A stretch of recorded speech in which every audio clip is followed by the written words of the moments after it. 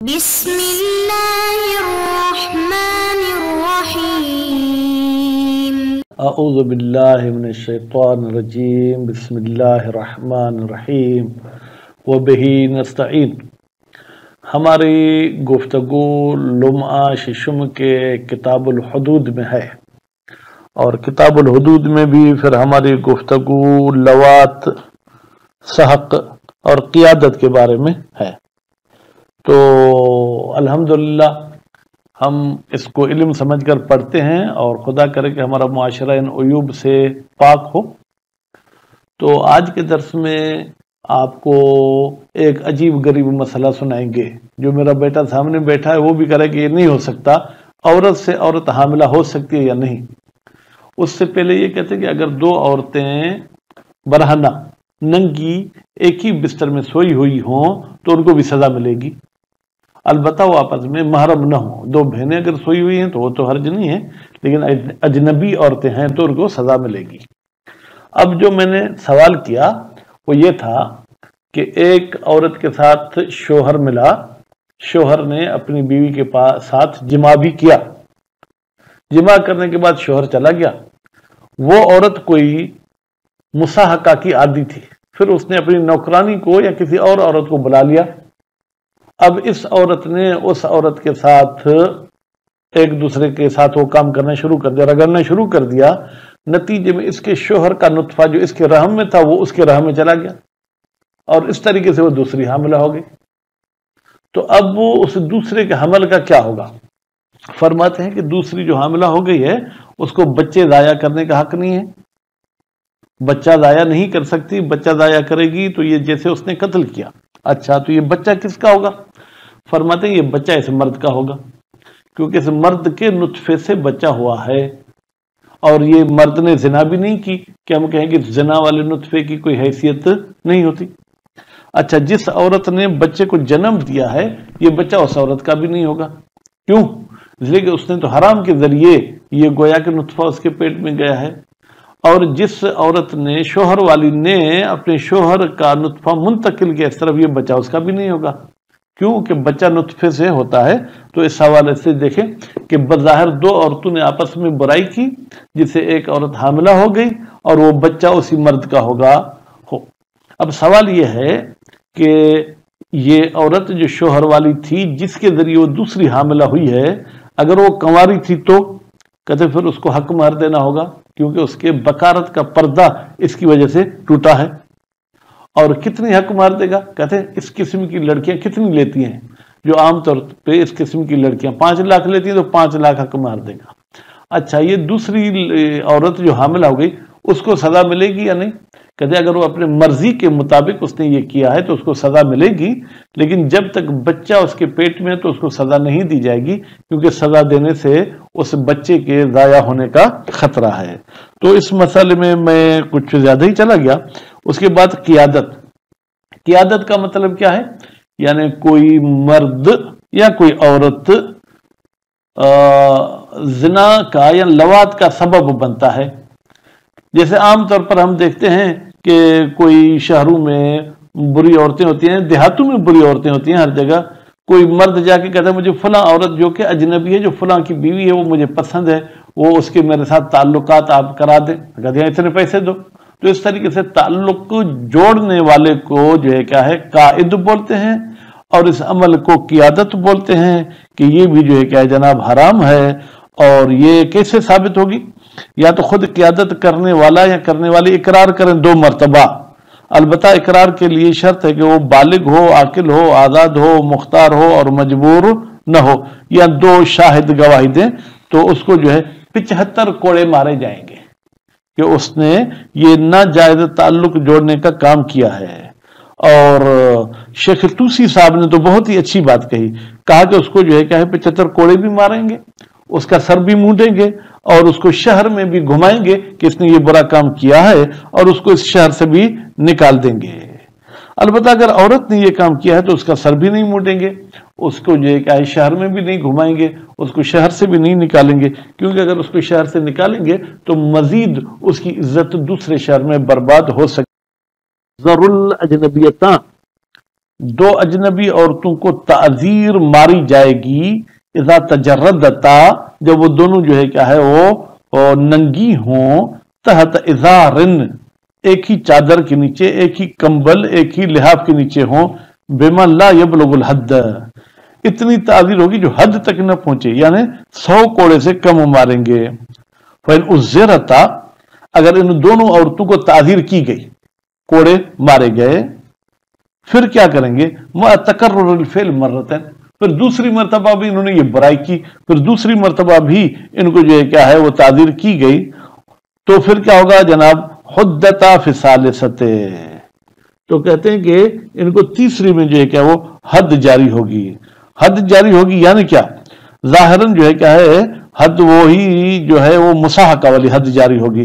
فَإِنْ عَادَتَ، اگر تیسری کے بعد بھی یہ دوبارہ اسے کرتی ہیں، ٹھیک ہے، اُزِّرَتَ مرتين، پھر 2 مرتبہ ان کو جو تعزیر کی جائے گی، ثم حدت فی الثالثۃ، پھر تیسرے میں ان کو جو ہے کیا ہے وہ مساحقہ والی حد جاری ہوگی۔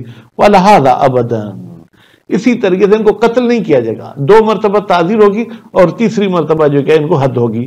وکیل تقتلان فی الثالثۃ، قول کیل کہتا ہے کہ نہیں بھائی 2 مرتبہ تعزیر کریں، تیسری مرتبہ ان کو قتل کیا جائے گا۔ خوب، اس کے بعد پھر فرماتے ہیں کہ وکیل فی الرابعۃ، اور ایک قول کہتے ہیں کہ نہیں 4تھی مرتبہ ان کو قتل کیا جائے گا۔ والمستند ضعیف، اس قتل والے کی دلیل ضعیف ہے۔ وقد تقدم وجہ تقیید بالاجنبیتین، اور گزر چکا جب 2 مرد سو رہے تھے کہ ہم نے اجنبیتین کی قید کیوں لگائی تھی۔ خوب، تو کہتے ہیں وہ وہاں پر گزر گیا کہ بھائی اجنبی ہوں گے تو یہ سزا ہوگی۔ پھر فرماتے ہیں کہ اجنبی ہوں یا غیر اجنبی بعید نہیں ہے کہ یہ قید بھی نہ لگے۔ ولو وطئ زوجتہ، اگر کوئی مرد اپنی بیوی کے ساتھ وہ کام کرے، فصاحقت بکرن، پھر اس کی بیوی نے ایک کنواری عورت کے ساتھ جا کے جو ہے کیا ہے پھر وہ اس کے ساتھ برائی کی، یعنی عورت نے عورت کے ساتھ، فحملت البکر، پھر وہ کنواری لڑکی حاملہ ہو گئی، فالولد لرجل، تو یہ بچہ اس مرد کا ہوگا۔ کیوں؟ لأنہ، اس لیے کہ یہ بچہ مخلوق من ماء، اسی مرد کے پانی سے پیدا ہوا ہے، یعنی اس کی منی سے پیدا ہوا ہے۔ ولا موجب، اور کوئی سبب نہیں ہے، لانتفاعہ، کہ یہ بچہ نفی ہو ان اس مرد سے، کیونکہ اس نے لعان وغیرہ تو نہیں کیا۔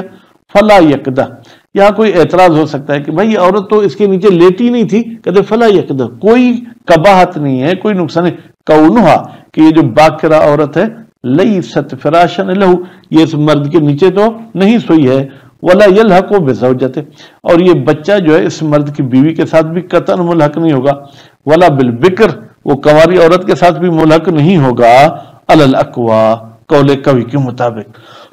یہ اقوا کہہ کر گویا کہ یوں کہتے ہیں کہ احتمال ہے کہ شاید اس باکرہ کا بچہ ہو جائے۔ وتحدان المراتان، اور ان دونوں عورتوں کو حد جاری کی جائے گی، کون سی؟ حد سحق، مساحقہ والی حد، لعدم الفرق فیہ، اس لیے کہ اس حد سحق میں کوئی فرق نہیں ہے، بین المحصنۃ وغیر محصنہ، چاہے وہ عورت محصنہ ہو چاہے وہ غیر محصنہ ہو۔ وَيَلْزَمُهَا، اور لازمی ہے اس شوہر والی عورت کے لیے، زمان و مہر المثل للبکر، اس کنواری لڑکی کو مہر المثل دے۔ مہر المثل کا مطلب ہے ایسی لڑکیاں جتنی مہر لیتی ہیں، لأنہا، اس لیے کہ یہ شوہردار عورت سببن، یہ سبب بنی ہے، فی اذہاب عذرتہا، کہ اس کنواری لڑکی کا وہ پردہ بکارت جو ہے کہ وہ ختم ہو جائے۔ ودیتہا مہر نسائہا، خوب، ودیتہا، اور جو ہے کیا جناب دیت جو ہے اس عورت کی کیا ہوگی کہ اس کا پردہ ٹوٹا ہے، مہر نسائہا، جو اس کے عورتوں کی حق مہر ہوتی ہے وہ دینا ہوگا۔ خوب، یا دیتہا کی ضمیر ازرا کی طرف پلٹا دیں۔ ولیست کزانیت، اچھا زنا والی عورت کو تو حق مہر نہیں ملتا تو اس کو بھی حق مہر نہیں ملنا چاہیے، کہتے نہیں، یہ مساحقہ والی عورت زانیہ کی طرح نہیں ہے، المطاوعہ، جو اپنی چاہت کے ساتھ جو ہے کیا ہے وہ زنا کرتی ہے۔ لأن زانیت، اس لیے کہ زنا کرنے والی عورت نے اذنت فی الاقتزاز، اس نے خود اجازت دی ہے فی الافتزاز، کہ میرا بھلی جو ہے کہ وہ پردہ ٹوٹ جائے، بخلاف ہذہ، مساح قوالی کہاں سے سمجھ رہی تھی کہ میرا پردہ بھی ٹوٹے گا؟ اور کہا گیا ہے ترجم الموتوءۃ، یہ جو شوہر والی عورت تھی اس کو سنسار کیا جائے گا، استنادن الی روایت، یہ سنسار کرنے والے نے بھی اپنی فتویٰ کا حوالہ دیا ہے، دلیل بنائے ایک حدیث کو، لیکن وہ حدیث ضعیفۃ سند کے لحاظ سے ضعیف ہے، اور مخالفتاً وہ حدیث مخالف ہے لما، ان دلیلوں کے ساتھ دل علی عدم رجم، جو دلالت کرتے ہیں کہ رجم نہیں ہوگا مصاحقہ کا، مطلقہ چاہے محسنہ ہو چاہے غیر محسنہ ہو، من الاخبار الصحیحہ، وہ کون سے دلیل تھے جو عدم میں رجم پہ دلالت کر رہے تھے؟ صحیح احادیث، پر ضعیف صحیح کے ساتھ ٹکرا رکھے گی تو ہم ضعیف پر عمل نہیں کریں گے۔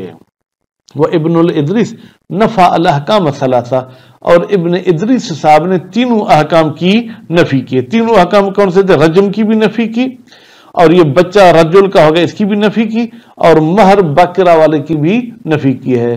فلما ذکرنا ہو، بھائی اس کی دلیلیں وہی ہیں جو ہم نے ذکر کی کہ یہ تینوں چیزیں ثابت ہوں گی۔ اما الحاق الولد برجل، خوب، یا اس مہر کی علت وہی ہے جو ہم نے ذکر کی، باقی یہ جو بچے کو ہم اس مرد کے ساتھ ملحق کر رہے ہیں، فلعدم ولادت علی فراشہ، تو اس کی دلیل یہ ابن ادریس صاحب کریں کہ یہ بچہ پیدا نہیں ہوا اس کے بستر پر، والولد للفراش، جبکہ بچہ فراش کا ہوتا ہے۔ وَأَمَّا الْمَهْرُ فَلِأَنَّ الْبِكْرَ بَغْيٌ بِالْمُطَاوَى فَلَا مَهْرَ لَهَا، یہ بھی ابن ادریس صاحب کی دلیل ہے کہ بھائی اس نے برائی کی ہے اور برائی بھی اپنے رضایت کے ساتھ کی تو اس کو کوئی مہر نہیں ملے گی۔ وَقَدْ عَرَفْتَ جَوَابَهُ، تو نے اس ابن ادریس کی باتوں کا جواب جان لیا کہ اس نے برائی پر تو رضایت دکھائی تھی لیکن پردے کے ختم ہونے پر رضایت نہیں دکھائی تھی۔ وَالْقِيَادَةُ، اچھا قیادت کیا ہے؟ الجمع بین فاعلی الفاحشۃ، برائی کے دو انجام دینے والوں کو جمع کرنا۔ فاعل اصل میں فاعلین تھا، اضافت کی وجہ سے نون گر گیا ہے۔ من الزنا واللواط والسحق، برائی کیا ہے؟ یا زنا کے لیے دو آدمیوں کو یہ اکٹھا کرتا ہے، یا لواط کے لیے دو مردوں کو اکٹھا کرتا ہے، یا سحق کے لیے دو عورتوں کو۔ پر زنا مرد اور عورت میں ہوتی ہے، لواط دو مردوں میں ہوتی ہے، سحق دو عورتوں میں ہوتی ہے۔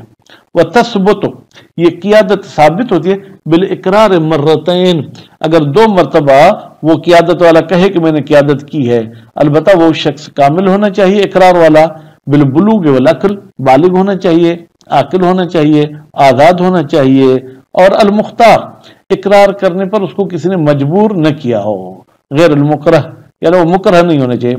وَلَوْ أَقَرَّ مَرَّةً وَاحِدَةً، اگر وہ ایک مرتبہ اقرار کرتا ہے کہ میں نے قیادت کی ہے تو اس کو تعزیر کی جائے گی۔ اور یا دوسرا طریقہ قیادت کے ثابت ہونے کا، بشہادت شاہدین، دو شاہد گواہی دیں کہ یہ بندہ ایسے دو فاعلوں کو ملاتا ہے، ذکرین عدلین، البتہ وہ دونوں گواہ مرد ہونے چاہیے اور عادل ہونے چاہیے۔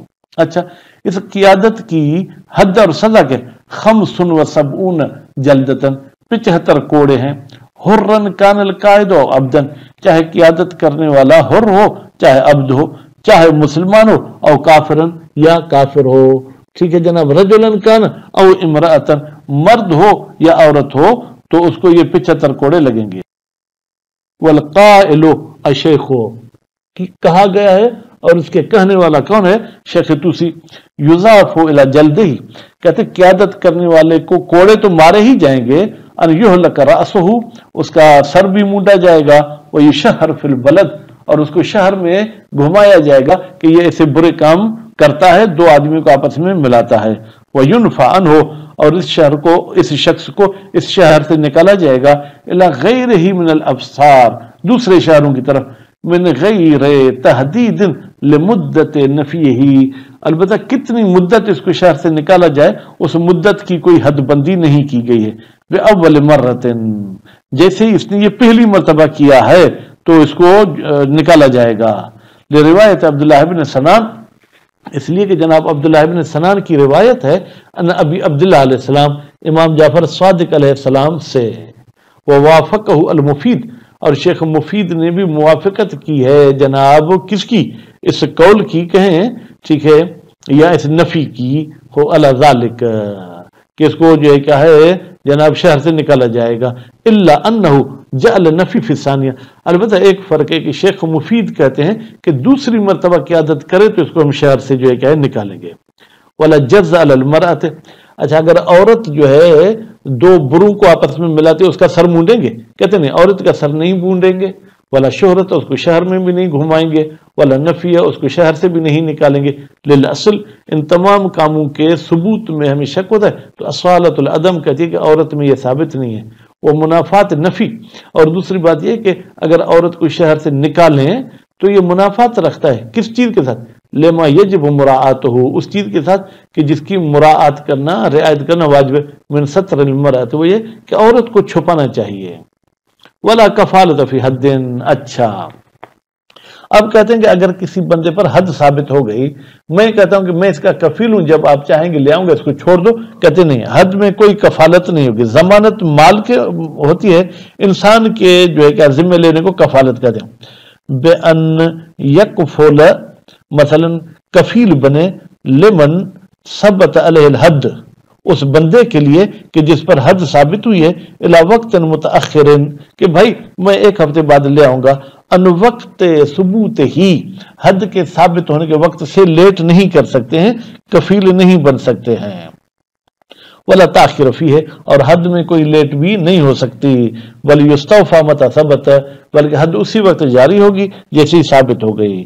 ومن ثم نہیں پڑے گا، ومن ثم، اسی وجہ سے کہ حد میں تاخیر نہیں ہوتی، خود شہود زنا، زنا کے شاہدوں کو بھی سزا دی جائے گی قبل کمالہم، اگر یہ مکمل ہونے سے پہلے گواہی دیں، فی مجلس شہادہ، کہاں جمع ہو؟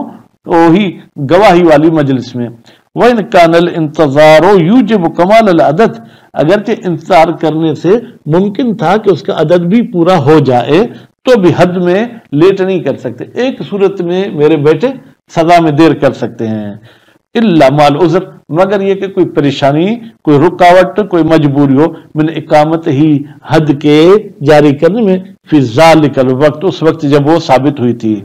اور بھائی مجبوری ہو سکتی ہے، فرض کریں جو ہے کیا ہے جناب، اس میں وہ مریض ہے، ٹھیک ہے، یا او توجہ ضرر پہ، مثلا عورت تو حاملہ ہے، فتشرع الکفالۃ، تو عذر والی صورت میں آپ اس سے ضامن لے سکتے ہیں کہ جب اس کا عذر ختم ہو گیا تو آپ کے سامنے پیش کریں۔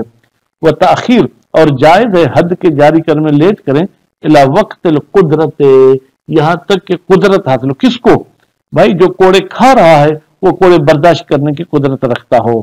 ولا شفاعت فی اسقاطہ، اچھا سفارش چلے گی سزا کے ختم ہونے میں؟ کہتے نہیں، لأنہ حق اللہ، اس لیے کہ حد اللہ کا حق ہے، اس میں تو کسی کی سفارش نہیں چلے گی۔ اور مشترکن، یا ایک ایسا حق ہے جو مشترک ہے بین اللہ و بین الآدمی، مثلا چوری والا معاملہ۔ ولا شفاعت فی اسقاط حق اللہ تعالی، اللہ تعالیٰ کے حق کے ختم کرنے میں کوئی سفارش نہیں چلے گی۔